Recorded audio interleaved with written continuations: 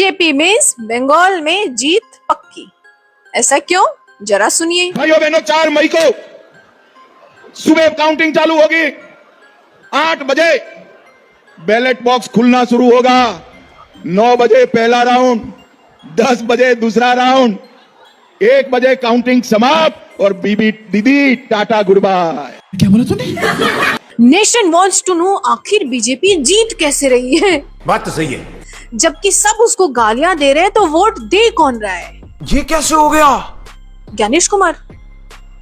यही घिसी पिटी स्पीच इनकी हर स्टेट में इन्होंने दी है। इस दिन हम जीतेंगे, इस दिन हम जीतेंगे। इतना कॉन्फिडेंस हमें कल सुबह हमारा पेट अच्छे से साफ हो जाएगा इसका नहीं होता है। पता नहीं किस बांध के नजर लग गई।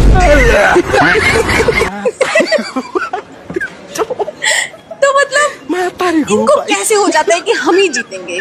4 मई दीदी गई। क्या लगता है ये चुनाव जो है धर्म, जाति, हिंदू मुस्लिम या फिर ज्ञानेश कुमार का योगदान है या फिर RSS का योगदान है? मतलब रोजगार, शिक्षा, स्वास्थ्य, सुरक्षा पे ये लड़ा गया है। अब एक महिला को हराने के लिए 20 राज्य के मुख्यमंत्री, खुद प्रधानमंत्री, गृह मंत्री, 300 से अधिक सांसद, दोनों सदन मिला के 500 से अधिक विधायक एगो बंगाल में जाके टेम्पू और टेंट गाड़े हुए थे। आज हमारे बिहार के अश्लीलता हालत को देखकर आप लोग को भी शर्म और हंसी दोनों आती होगी। दोस्तों, मैं ये कहना चाहता हूँ कि बंगाल में ममता बनर्जी को हराकर मोदी जी जीत गए और वहाँ पर हिंदू और मुसलमान का दंगा कराकर लोगों के बीच अफरा तफरी का माहौल बन चुका है, जिस वजह से कई लोग ईद के मौके पर अपनी गाय और भैंस का कुर्बानी नहीं देने दिया जा रहा है। हिंदू और मुसलमान की लड़ाई चल रहा है। इससे पहले जब ममता बनर्जी बंगाल में था तो वहाँ पर ना ही कोई हिंदू लड़ता था, ना ही कोई मुसलमान, और ना ही किसी ईद के मौके पर हम मुसलमानों को गाय का कुर्बानी देते हुए रोका जाता था। जब चुनाव आता है तो स्पेशल फोर्स गठित होके ये भेजा जाता है। बिहार में भी आया था। बिहार में हमने अपने आंखों से देखा है कि बिहार में स्पेशल फोर्स भेजा गया था अन्य प्रदेशों से। वो भी छोड़ दीजिए, जब चुनाव आता है ना तो जितने डीएम हैं सबका तबादला कर दिया जाता है। मतलब नए नए अन्य प्रदेशों के डीएम को लाकर यहाँ पे स्थापित कर दिया जाता है और उन डीएमओ को लाकर स्थापित किया जाता है जिसको वो अपने इशारे पर नचा सकते हैं। तो इतनी बड़ी जब खेल की जाती है चुनाव के लिए तो फिर चुनाव निष्पक्ष कहाँ रहा? और जब चुनाव निष्पक्ष नहीं रहा तो रिजल्ट निष्पक्ष कैसे हो सकता है? डेफिनेटली रिजल्ट निष्पक्ष नहीं हो। अगर इस देश की सच में तरक्की चाहते हो ना मेरे भाई, तो चौकीदार को गेट पर भेजो, साधु संतों को जंगल में, अंधभक्तों को पागल खाने और पढ़े लिखे को संसद में। अगर हम करें तो करें, क्या बोले तो बोले। Good question. बंगाल में देखो बीजेपी जीत गई, हम लोग बच गए। अच्छा, अरे रोहिंग्या है, बांग्लादेशी है, घुसपैठिया, मारो साले को।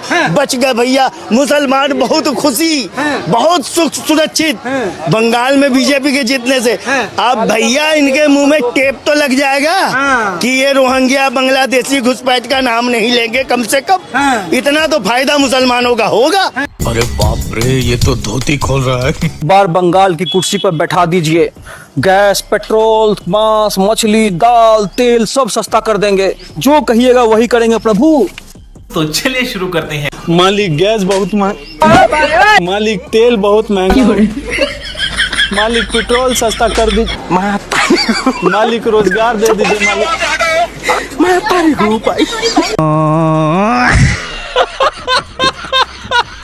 पहले मुझे ये बात आज क्लियर करने दीजिए।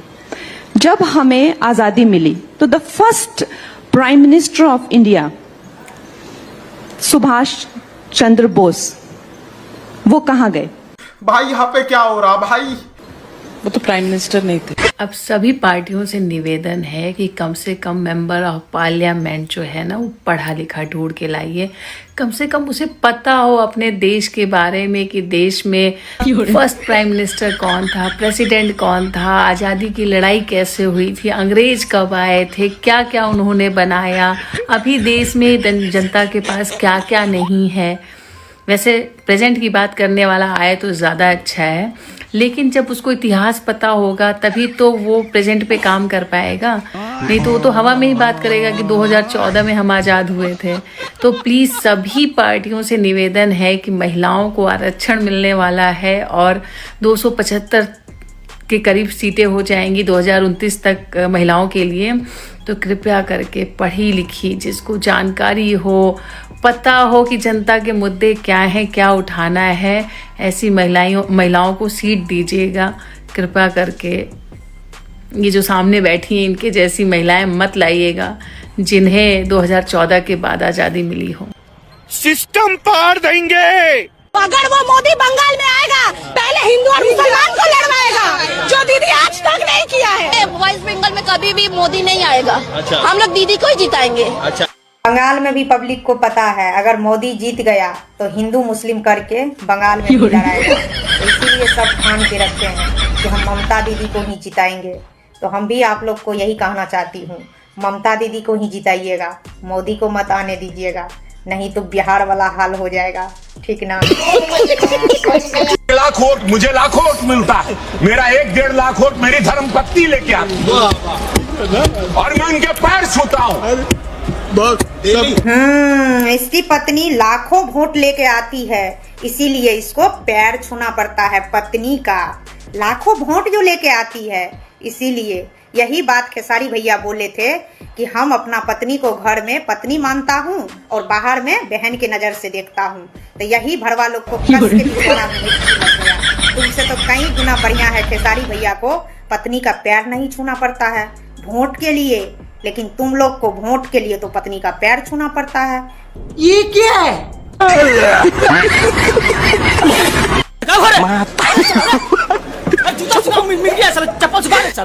तो आज हम पहुंचे हैं भीतरामपुर गांव में, जहां पर एक नेता को स्वास्थ्य मंत्री का पद दिया गया है। तो आइए बात करते हैं।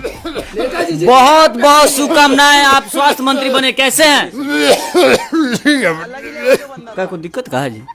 तो क्या आप स्वास्थ्य मंत्री का पद मिला है, उसको कैसे संभालेंगे आप? देखिए हमारे गांव में जो है बहुत सारे लोग जो है टीबी जैसी बीमारी से ग्रसित है। अच्छा अच्छा। तो हम कोशिश करेंगे कि हमारे गांव के लोग जो है टीबी जैसे बीमारी से ठीक हो जाए। आपको कोई दिक्कत है का? टीबी का दवाई ले आओ रे। आपको टीबी है? अच्छा, जाहिर सी बात है, जिसको टीबी है वही ना दर्द समझेगा जी, आम जनता का। और क्या स्वास्थ्य में और क्या आपका योगदान रहेगा? देखिए हमारे गांव में जो है बहुत सारे लोग के हाइड्रोसिल में पानी भर जाता है।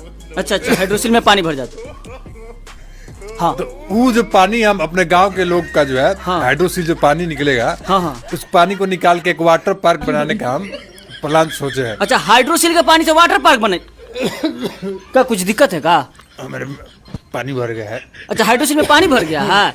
अच्छा, कोई दिन नहीं, तो एक काम कीजिए ना, खान सर के हॉस्पिटल में हाइड्रोसिल का भी इलाज होता है, वो बहुत कम पैसा में होता है। आप लोग जो नेता होके जो काम नहीं किए, वो एक टीचर होके इंसान काम कर दिया, तो थोड़ा उनसे भी आप लोग सीखिए। और क्या काम रहेगा स्वास्थ्य विभाग में आपका? देखिए हमारे गांव में बहुत सारे लोग जो है मिर्गी का बीमारी जो हम लोग हुआ है। हाँ हाँ, तो मिर्गी का बीमारी हम ठीक करेंगे उन लोग का। अच्छा, आप जैसे मिर्गी का बीमारी ठीक है?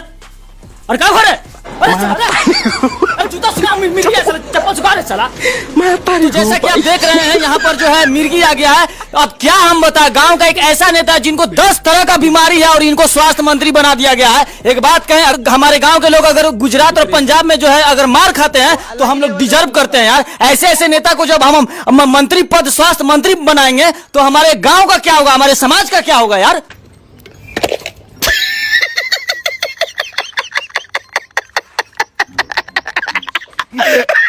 दोस्तों, आप लोगों ने यहाँ तक वीडियो देखा, आप लोग का बहुत बहुत धन्यवाद। मैं ये कहना चाहता हूँ कि आप लोग जिसे भी नेता चुने वह इस देश को सुधारने में अपना हाथ और अपना योगदान जरूर दे। ऐसे नेता ना चुने जो हमारे देश का भविष्य को बर्बाद करने में लगा हो। और आप इस वीडियो देखकर कुछ कहना चाहते हैं, नीचे कमेंट बॉक्स पड़ा, आप लोग जाकर कमेंट कर सकते हैं। और हाँ दोस्तों, अगर आपको यह वीडियो पसंद आए तो इस वीडियो को लाइक करके इस चैनल को सब्सक्राइब कर दीजिएगा। मैं मिलता हूँ किसी ऐसी धमाकेदार वीडियो के साथ, तब तक के लिए जय हिंद।